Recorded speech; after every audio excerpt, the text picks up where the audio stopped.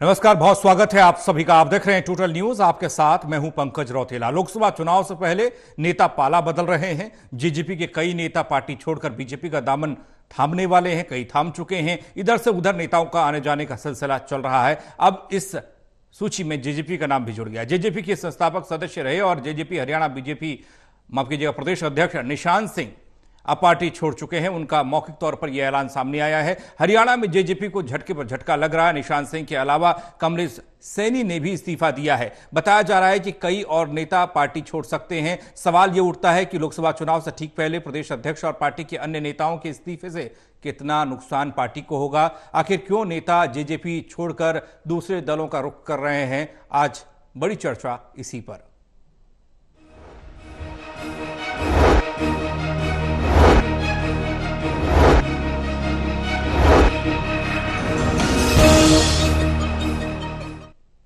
तो जेजेपी को झटके पर झटका लगता दिखाई दे रहा है। चर्चा में हमारे साथ मौजूद है Devendra Kathuria, associate editor Panipat, doctor Mahesh Kumar, associate editor Hisar, Virendra Soni ji, वरिष्ठ पत्रकार। आप तीनों का स्वागत है। चर्चा करें उससे पहले खबर रिपोर्ट के जरिए दिखा रहे हैं आपको।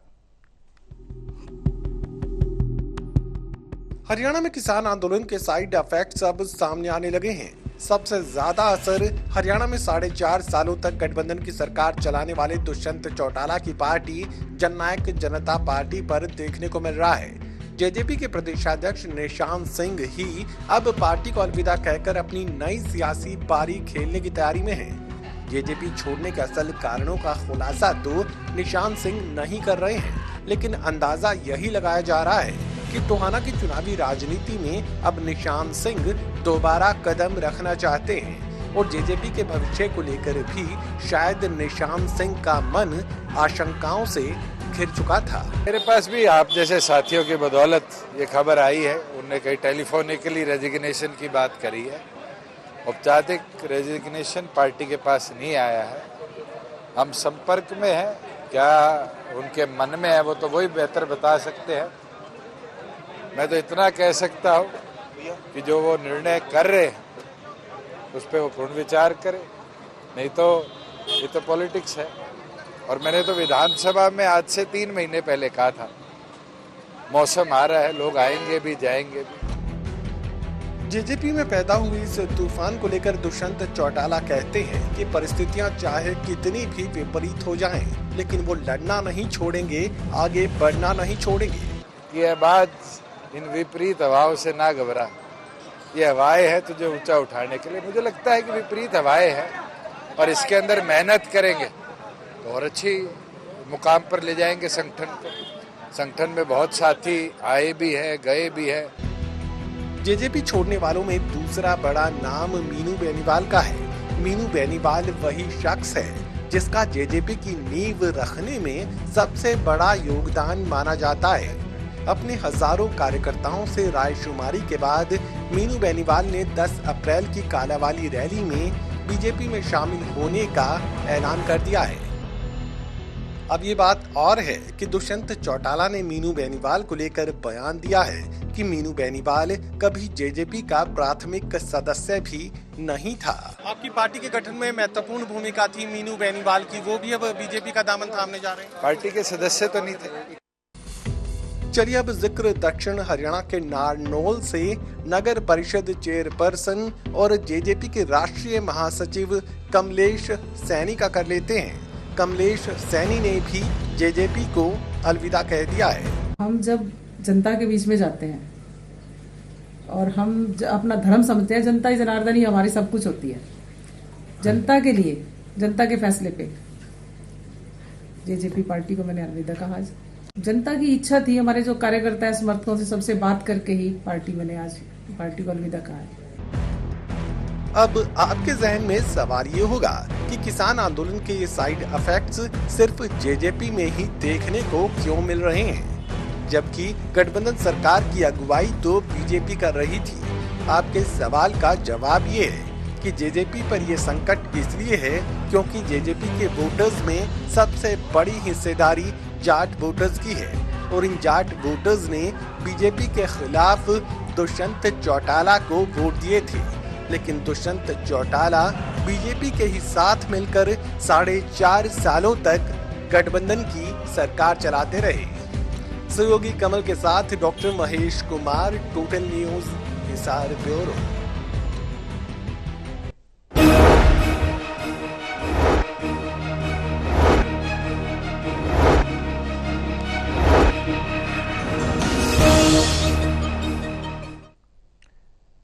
तो जेजेपी को एक चुनौती के तौर पर आगामी चुनाव और आगामी सालों के लिए देखा जा रहा था। जिस तरीके से पिछले विधानसभा चुनाव में जेजेपी का प्रदर्शन रहा, लेकिन आज चुनाव से ठीक पहले, लोकसभा चुनाव से ठीक पहले, जिस पार्टी के अध्यक्ष ने पार्टी छोड़ने का फैसला कर दिया और कई लोग उनके साथ जाने को तैयार हैं और कई लोग पार्टी छोड़ चुके हैं, ऐसे में यह पार्टी की सेहत के लिए कितना नुकसानदेह हो सकता है, इस पर हम चर्चा करेंगे। मैं चर्चा की शुरुआत आपसे हम कर रहे हैं। कितना नुकसान ये पार्टी के लिए है, डैमेज पार्टी के लिए है, क्योंकि सरदार निशान सिंह जब से पार्टी का गठन हुआ तब से अध्यक्ष थे और आज वो पार्टी छोड़ने का ऐलान कर चुके हैं।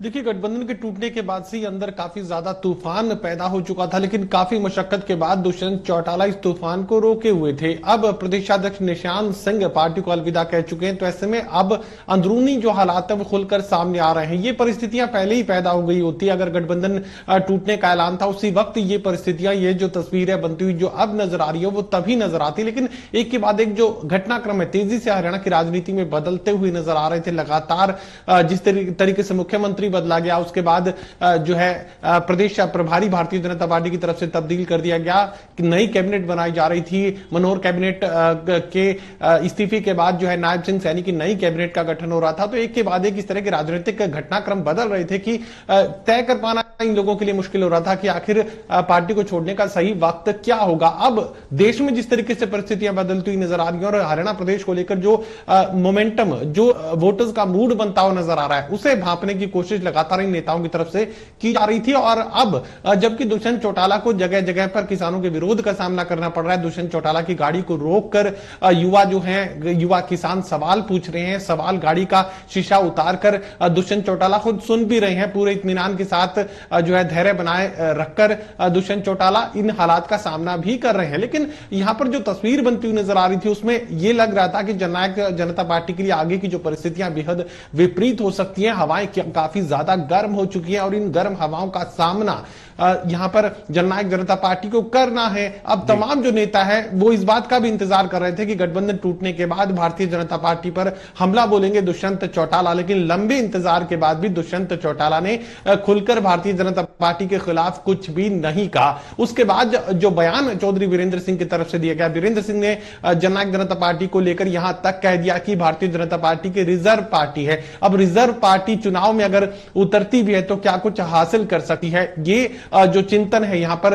जननायक जनता पार्टी के नेताओं में, संगठन में जो है शुरू हो चुका था। लोग ये सोच रहे थे कि अगर भारतीय जनता पार्टी को जिताने के लिए ही चुनावी मैदान में उतरना है तो फिर उनकी राजनीति का क्या फायदा। तो ऐसे में यहां पर दुष्यंत चौटाला अपनी जो भी राह आगे की पकड़ते हुए नजर आए, लेकिन नीचे का जो संगठन है वो अपनी राजनीतिक परिस्थितियों को समझकर आगे में भविष्य में किस तरीके से उनके लिए संभावनाएं बन सकती है उन्हें तलाशना शुरू कर चुका है। और इसी का जो परिणाम है वो आज देखने को मिल रहा है और आने वाले दिनों में इस तरह के जो सिलसिले हैं और ज्यादा बढ़ते हुए नजर आएंगे। जननायक जनता पार्टी में और ज्यादा लोग जो हैं वो दूसरे राजनीतिक दलों का रुख करते हुए नजर आएंगे, फिर वो चाहे भारतीय जनता पार्टी भी हो सकती है और कांग्रेस पार्टी भी। देवेंद्र, अब बहुत जल्दी जेजेपी को बहुत कुछ मिलता हुआ दिखाई दिया।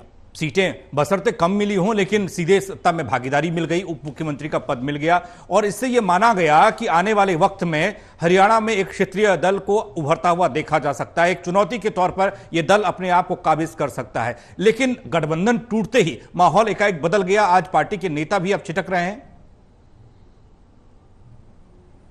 देखिए पंकज, एक महीना पहले की बात करें, अभी एक महीना भी नहीं हुआ, 12 तारीख को मनोहर लाल जी ने इस्तीफा दिया था। मुख्यमंत्री का इस्तीफा पूरे कैबिनेट का इस्तीफा माना जाता है। ना मुख्यमंत्री रहे ना उप मुख्यमंत्री रहे, बहुत कुछ हो गया इस दौरान। तो आप देखिए जितने शानदार तरीके से इस पार्टी का गठन हुआ था, जिस जोश के साथ हुआ था, सरकार में शामिल होने का मौका मिला, मंत्री बने, चेयरमैन बने, डिप्टी सीएम का पद मिला, एक महीने में ही सब कुछ बदल गया। पार्टी पर संकट इसलिए गहरा है मैं समझता हूं क्योंकि इनका बेस जो है हरियाणा में है, इनकी जड़ें हरियाणा में है और हरियाणा में अगर प्रदेश अध्यक्ष पार्टी को छोड़ जाए, उसके बाद कमलेश सैनी जैसे वरिष्ठ नेता छोड़ जाए। अभी देखिए, हमने कुछ टाइम पहले देखा था इनेलो का पार्टी किस तरीके से बिखर गई थी। जैसे ही इनेलो टूटी, जजपा का जन्म हुआ, जैसे एक जवान बच्चा होता है, एक नया पंसा पार्टी में नजर आया, लेकिन इनेलो बैठ गई। इनेलो की तरह मेरे को लगता है अब खतरा ये पैदा हुआ है कि जेजेपी ही मतलब ना बिखर जाए, इस तरह के हालात नजर आ रहे हैं। मैं फिर कहूंगा, जिनका बेस ही हरियाणा में, वो हरियाणा में मिशन 2024 का नारा पार्टी के लोग दे रहे थे, ज्यादा दूर नहीं है बात। 2022 से मेरे को याद है, अजय चौटाला जी का जन्मदिन था, पानीपत की इसराना अनाज मंडी में उनका जन्मदिन मनाया जाना था। अजय चौटाला जो पार्टी के संरक्षक है, चीफ है, उस दौरान एक नारा दिया गया कि मिशन 2024 और दुष्यंत चौटाला के नाम के आगे से डिप्टी शब्द हमने हटाना है, हुंकार भरी गई। हमने भी अपने दर्शकों को दिखाया किस तरीके से महत्वाकांक्षा जाग रही थी, लेकिन वही पार्टी अब गहरे संकट में फंसी हुई नजर आ रही है। और जिस तरीके से इनेलो का बिखराव हुआ है, कोई यहां गिरा, कोई वहां गिरा, अभी अगर मेरे को लग रहा है पार्टी के प्रदेश अध्यक्ष छोड़ दें, सीनियर लीडर, और भी खबरें हैं कि कुछ और भी छोड़ सकते हैं। ऐसी स्थिति में जो मजबूत पार्टियां हैं, कांग्रेस है, बीजेपी है, वो भी चाहेंगे कि इनके आदमियों को तोड़ा जाए, क्योंकि राजनीति में सब कुछ जायज माना जाता है, हर दाव चला जाता है। तो जो बड़ी पार्टियां, मेरे को लगता है कहीं जेजेपी को और ज्यादा नुकसान ना पहुंचाए। कुछ तो अपने से ही पार्टी छोड़ सकते हैं, उनकी परिस्थितियां अलग अलग है, लेकिन जो बड़ी पार्टियां वो भी शायद जजपा को अब निचोड़ने में कसर नहीं छोड़ेंगी। जजपा के अस्तित्व पर सवाल खड़ा हो सकता है। वीरेंद्र सोनी जी, जिस तरीके से सियासत हरियाणा की है और हरियाणा की सियासत में पुराने नाम, उन नामों के बल पर आज भी लोग वोट पाते हैं, वोट मांगते हैं, और उसी में जेजेपी भी शामिल हो गई और जनता ने समर्थन भी किया। लेकिन अब जो स्थिति, एक आपको जनता का सामना करना है, आप युवाओं के सामने जा रहे हैं, युवा आपसे सवाल कर रहा है, आप किसानों के सामने जा रहे हैं, आप किसान आपसे सवाल कर रहा है, क्योंकि सत्ता में आने से पहले आपने तमाम तरह के सपने उनको दिखाए, सत्ता में भागीदारी हुई तो उनका काम नहीं हुआ। तो अब दोहरी चुनौती है, एक तरफ पार्टी को बचाना है, इसीलिए पार्टी के नेता भी छिटक रहे हैं, वो भी नाराज हैं इस बात को लेकर कि जो आपने बात कही उस बात पर आप कायम नहीं रहे। देखिए, जननायक जनता पार्टी और भारतीय जनता पार्टी का सत्ता में भागीदारी का गठबंधन जन भावनाओं के विपरीत हुआ था। जनता नहीं चाहती थी, लेकिन उन्होंने सत्ता के स्वार्थ के लिए अपना गठबंधन कर लिया था। जवाब तो भारतीय जनता पार्टी को भी देना होगा। अब जननायक जनता पार्टी से प्रश्न उठते हैं, देखिए ये जननायक जनता पार्टी में अब विघटन की स्थिति क्यों बनी, जब वो सत्ता से बाहर आ गई। अब देखिए, इन्होंने समर्थन वापस नहीं लिया गया, इनको सत्ता से बाहर किया गया। मतलब भारतीय जनता पार्टी ने मनोहर लाल जी ने इस्तीफा देके नई सरकार का गठन कर लिया, इन्होंने समर्थन वापसी का पत्र भी नहीं दिया। जननायक जनता पार्टी ने राज्यपाल को अपनी समर्थन वापसी का पत्र भी नहीं दिया। मतलब भारतीय जनता पार्टी ने तो इनकी आवश्यकता ही नहीं समझी। ये स्थिति तो पैदा होनी थी। ये सबको मालूम लग रहा था कि जैसे चुनाव नजदीक आएंगे तो भारतीय जनता पार्टी इनसे पीछा छुड़ाना चाहेगी, और वही हुआ। अब जननायक जनता पार्टी में अब जो सत्ता में भागीदारी नहीं है, तो जितने भी नेता हैं सब अपना अपना भविष्य तलाश रहे हैं। और जननायक जनता पार्टी में जो परिवार है, ये परिवार अपना भविष्य तलाश रहा है। तो कार्यकर्ता सोचता है कि ये अपना भविष्य देखते हैं, तो हम अपना भविष्य क्यों ना देखें। जब जहां तक निशान सिंह जी की बात है, जननायक जनता पार्टी में उनकी क्या स्थिति थी? प्रदेश अध्यक्ष तो अवश्य थे, सिर्फ एक जो है एक उनकी जो है एक शो पीस थे। जननायक जनता पार्टी में एक शो पीस से अलावा आज स्थिति नहीं थे। वो निर्णय लेने की उनमें कोई क्षमता नहीं थी, कोई अधिकार नहीं थे। वो तो इनके इर्द गिर्द परिक्रमा ही करते रहते थे। तो वो एक डम्मी अध्यक्ष थे। लेकिन अब उनको आप स्वाभिमान कैसे भी जागा हो, तो अब उन्होंने निर्णय लिया है। हालांकि देखिए, सभी कहते हैं कि मैं अपने कार्यकर्ताओं की भावनाओं के अनुरूप उनसे फैसला करूंगा, लेकिन सब पहले अपने स्वार्थ को लेकर अपनी पहले बार्गेनिंग कर चुके होते हैं। नाम तो कार्यकर्ताओं का होता है कि मैं कार्यकर्ताओं से सलाह करूंगा, जहां कार्यकर्ता कहेंगे मैं उस दल में जाऊंगा। तो लेकिन भूमिका तो अपनी पहले से तैयार होती है। तो देख ले, कभी अशोक अरोड़ा जी भी इस इंडियन नेशनल लोकदल का साथ छोड़ा था। वो कई वर्षों तक जो इंडियन नेशनल लोकदल के अध्यक्ष रहे थे, और वो स्थिति निशान सिंह की हुई है। तो निशान सिंह जी को अब अपना टोहाना में, हालांकि 2000 में वो विधायक भी रहे, तो उनका कोई राजनीतिक भविष्य नहीं था। उनको लग रहा था कि उनका शायद अब कुछ समय बाद ये भी बयान आएगा, हालांकि कोई विरोध में बयान नहीं दे रहे। वो कह रहे हैं अच्छा भी लगता, बड़े नपी तो लिए उन्होंने बयानबाजी की है। आज उन्होंने मौखिक इस्तीफा दिया, कह रहे हैं राष्ट्रीय अध्यक्ष से मिलकर इस्तीफा दूंगा मैं, और उनको मनाने की कोशिश भी हुई है। लेकिन अब वो मानने वाले नहीं है, क्योंकि उनको पता लग गया है कि जननायक जनता पार्टी में उनके लिए कोई स्थान नहीं है, कोई भविष्य नहीं है। जो नेता है वो, ये जो परिवार है वो अपनी मनमानी करता रहा है। तो अशोक अरोड़ा के सीख लेकर वो जो है निशान सिंह जो है अपने अलग राह पर चल रहे हैं। और ये अब ये भी देखने वाली बात है क्या पार्टी इन इंडियन नेशनल लोकदल में जाने के लिए पहल करेगी, कोई पासा फेंकेगी, कोई पैतरा फेंकेगी, क्योंकि जननायक जनता पार्टी की स्थिति कमजोर हो रही है, अभी और कमजोर भी होगी।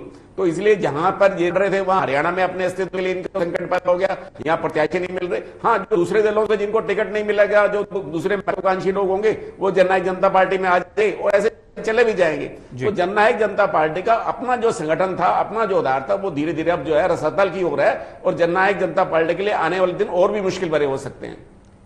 महेश, ये जो 3-4 नाम लिए जा रहे हैं, जिसमें निशांत सिंह का नाम है, मीनू बेनीवाल का नाम है, जिसमें कमलेश सैनी का नाम है, ये वो उन नामों में से एक है जिनको ये कहा जाता है कि इनकी अलग अलग तरह की बड़ी भूमिका जेजेपी के अंदर रही है। मीनू बेनीवाल पार्टी के सदस्य तक नहीं बताए गए प्राथमिक, लेकिन पार्टी को बनाने और हरियाणा में जमाने में उनका काफी योगदान माना जाता है। ऐसे में कितना नुकसान इस पार्टी को हो सकता है? कहते हैं जब जहाज डूबने वाला होता है तो उसमें सबसे पहले चूहे भागते हैं। क्या इस पार्टी को लेकर जिस तरह के कयास लगाए जा रहे थे वो कयासों पर विराम लग जाएगा? और एक बयान भी इस बीच अजय चौटाला का शायद सामने आया, उन्होंने कहा कि इनेलो की तरफ से कोई पेशकश होगी तो कुछ बात यहां बन सकती है।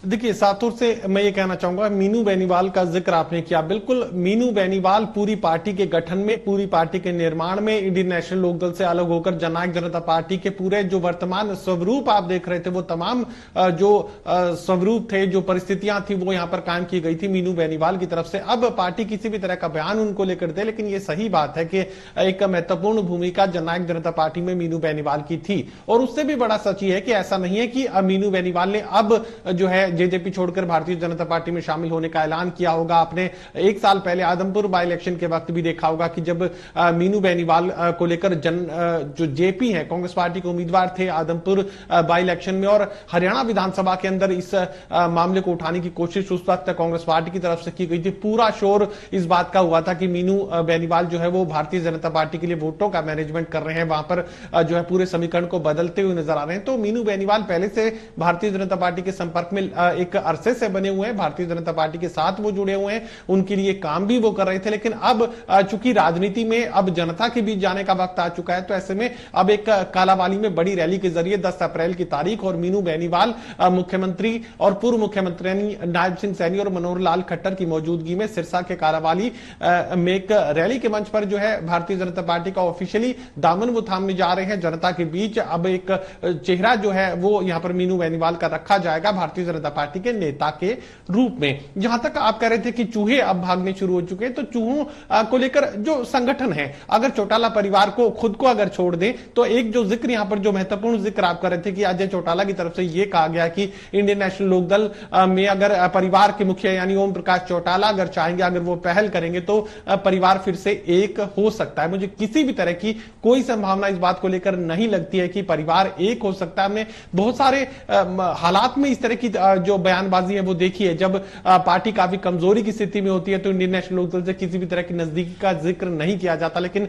जब काफी ज्यादा कमजोर स्थिति में जननायक जनता पार्टी आई है, तो अब यह बात कही जा रही है कि वो इंडियन नेशनल लोकदल के साथ चल सकते हैं। मुझे नहीं लगता कि किसी भी सूरत में ना तो ओम प्रकाश चौटाला और ना ही अभय सिंह चौटाला अब एक बार फिर से एकजुट होना चाहेंगे, इन्हें अपने परिवार में शामिल करना चाहेंगे। राजनीति में अब राहें अलग हो चुकी है। जननायक जनता पार्टी की स्थिति भी अब कमोवेश इंडियन नेशनल लोकदल जैसी ही होती हुई नजर आ रही है और बहुत ज्यादा वोटों की संख्या में अंतर भी नहीं मिलेगा। अगर दोनों 10 की 10 सीटों पर उतरते भी हैं तो आप अंदाजा लगा लीजिएगा आसपास ही इंडियन नेशनल लोकदल और जननायक जनता पार्टी के उम्मीदवारों का जो परफॉर्मेंस है वो देखने को मिलेगा। तो मुझे किसी भी तरह की एकजुटता की संभावनाएं तो नजर नहीं आ रही। और जहां तक चूहों वाली बात आपने कही तो यकीनन नेता अगर किसी पार्टी में रहता है तो संभावनाओं के साथ रहता है। अगर पार्टी के साथ वोटर नहीं है, सपोर्टर नहीं है, उनके अपने लोग ये कहें कि यहां तो कुछ हो नहीं सकता, तो यकीनन फिर उस नेता को, उस शख्सियत को वहां से निकलना पड़ता है, यानी उस पार्टी को छोड़ना पड़ता है। वही स्थिति यहां पर जननायक जनता पार्टी के नेताओं की बनती हुई नजर आ रही है। जब वर्कर ये कह रहा है, जब उनके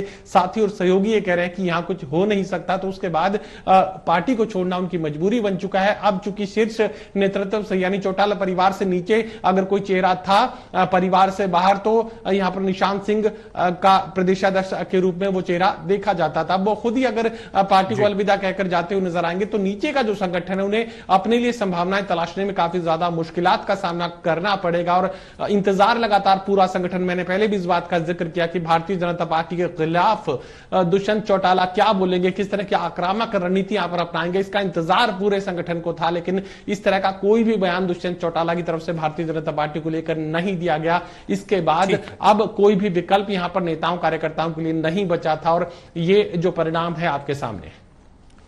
देवेंद्र, अलग अलग प्रदेशों को देखते हैं, छत्रप यहां पर मौजूद हैं। क्षेत्रीय पार्टियों का वर्चस्व कई राज्यों में इतना तक है कि राष्ट्रीय पार्टियां वहां कदम रखने से पहले 10 बार सोचती हैं और ऐसा ही कभी हरियाणा का भी रहा हाल। लेकिन आज की स्थिति को देखें तो धीरे धीरे जो आस जगती हुई दिख रही थी क्षेत्रीय पार्टी को लेकर जेजेपी के रूप में, अब वो कमजोर होती दिख रही है। ये सवाल इसलिए है क्योंकि लोकसभा चुनाव मुहाने पर है, वोटिंग होगी, उसके बाद विधानसभा की लड़ाई आप लड़ने जाएंगे, लेकिन स्थिति अभी से कमजोर होती दिख रही है।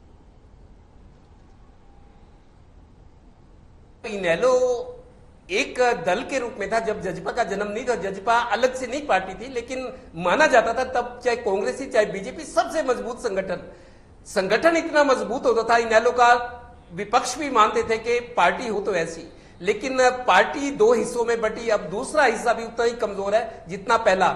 सबसे बड़ी, पहले आप देखिए 10 विधायक थे इस पार्टी के पास, कई मंत्री थे, चेयरमैन थे, डिप्टी सीएम थे, सरकार में रुतबा था, लेकिन सब कुछ देखते ही देखते हाथ से फिसल जा रहा है। अब 10 में से 5 विधायक ही हैं, जैसा हमने अविश्वास प्रस्ताव के दौरान विधानसभा में देखा।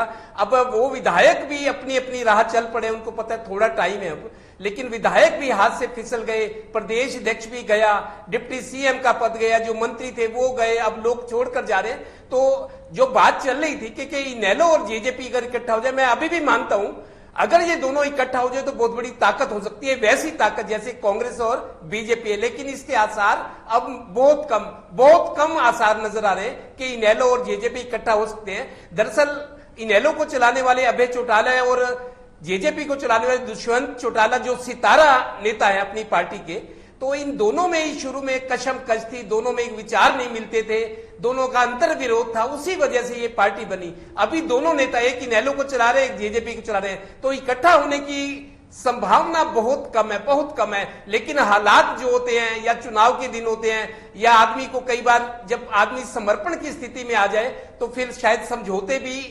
संभावित हो जाते हैं, लग जाते हैं, लेकिन आसार उसके कम लग रहे हैं। अभी आप हरियाणा में इसका सीन क्या उभर रहा है आप देखिए।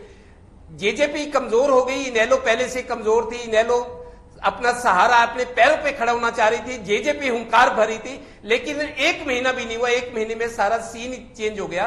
अब जो क्षेत्रीय पार्टी है, आम आदमी पार्टी है, कांग्रेस और बीजेपी रह गए हैं। आम आदमी पार्टी कोशिश करी है, वो भी कोशिश करी है, एक सीट पे कुरुक्षेत्र में चुनाव लड़ रहे हैं। कोई एक आदमी कल 2 दिन पहले मेरे से मिला, कहते जी अब आम आदमी पार्टी मजबूत हो सकती है क्योंकि जेजेपी और इनेलो कमजोर हो गया, आम आदमी पार्टी के लिए स्थितियां बेहतर हो सकती है। लेकिन उसके लिए वो पता तब चलेगा जब ये कुरुक्षेत्र चुनाव का परिणाम आएगा लोकसभा का, कि आम आदमी पार्टी कितने मजबूत कर सकती है और इन क्षेत्रीय दलों की जगह कितना उसको भुना सकती है स्थितियों को, वो बात की बात है। फिलहाल मुकाबला कांग्रेस और बीजेपी में होता दिख रहा है। दोनों ही पार्टियां चाहेंगी कि जेजेपी को इतनी कमजोर हो जाए कि दोनों के बीच में आ ना सके। मुकाबला सीधा आम आदमी पार्टी कहीं इस मुकाबला सीधा भारतीय जनता पार्टी और कांग्रेस में होता नजर आएगा।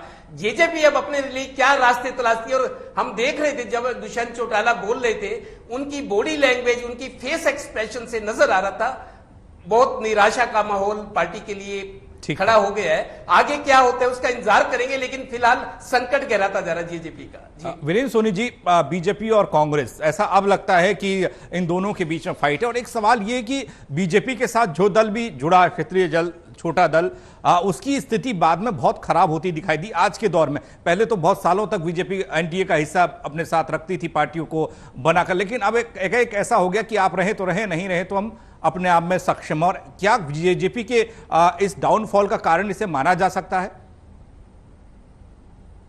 देखिए, ये तो पता ही था कि भारतीय जनता पार्टी और जननायक जनता पार्टी का सत्ता का गठबंधन अधिक समय तक नहीं चला। देखिए, पहली बार था कि Bharatiya Janata party senior partner थी और जेजेपी जूनियर पार्टनर थी। तो जेजेपी भी सत्ता के मोह में अपने संगठन का उतना विस्तार नहीं कर पाई। उसने सरकार के सामने समर्पण कर दिया, समर्थन तो दिया, समर्थन देने के साथ साथ समर्पण भी कर दिया। तो जननायक जनता पार्टी अपने संगठन का आधार नहीं बना पाई। और देखिए, चौधरी वीरेंद्र सिंह ने भी मेरी आवाज सुनो रैली में जिस तरह के चौधरी दुष्यंत चौटाला पे आरोप लगाए थे, तो उसकी भी बड़ी चर्चा हुई थी। तो जननायक जनता पार्टी में सत्ता के मोह में रह गई, अपने संगठन का आधार नहीं बना पाई। वहां भी पार्टी के अंदर फूट की स्थिति पैदा हो गई। भारतीय जनता पार्टी ने वहां चाहे विधायकों पर, मंत्रियों पर डोरे डाल दिए, लेकिन जनता पार्टी अपना विस्तार नहीं कर पाई। उसके लिए अपनी मजबूरियां थी, उसके लिए सत्ता के सामने जो समर्पण किया है वो उसके लिए बाधा बना। वो जननायक जनता पार्टी अगर संघर्ष भी करते और सरकार के ऊपर अंकुश भी लगाती तो आज स्थिति दूसरी होती, लेकिन सत्ता के मोह में जो समर्पण किया ये पार्टी के लिए बड़ा घातक रहा। तो ये भारतीय जनता पार्टी ने अपना आधार बनाना था, और भारतीय जनता पार्टी ने दूध से मक्खी की जिस तरह निकालते हैं, जननायक जनता पार्टी को वैसे ही सत्ता से बाहर किया। तो जननायक जनता पार्टी इसको अपना गौरवान्वित महसूस करती है या अपमानित महसूस करती है, आज तक स्पष्ट नहीं कर पाई। और लोगों में यह धारणा पनप गई कि जननायक जनता पार्टी और भारतीय जनता पार्टी में म्यूचुअल अंडरस्टैंडिंग है, तो इसलिए कि सत्ता के जो वोटों का जो विभाजन होना है उसको रोकने के लिए इनकी अपनी रणनीति है।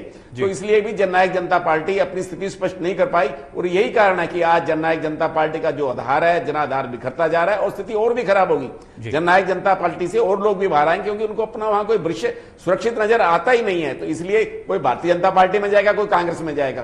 तो इसलिए मुकाबला तो भारतीय जनता पार्टी और कांग्रेस में ही होना है। और ये परिवारवादी संगठन है, जब परिवार का मुखिया नाराज हो जाता है तो उसको पार्टी से अलविदा होना पड़ता है। तो इसलिए लोगों का भविष्य जो है, लोग अपना भविष्य सुनिश्चित करने के लिए भारतीय जनता पार्टी और कांग्रेस की राह ही पकड़ना मुनासिब समझेंगे।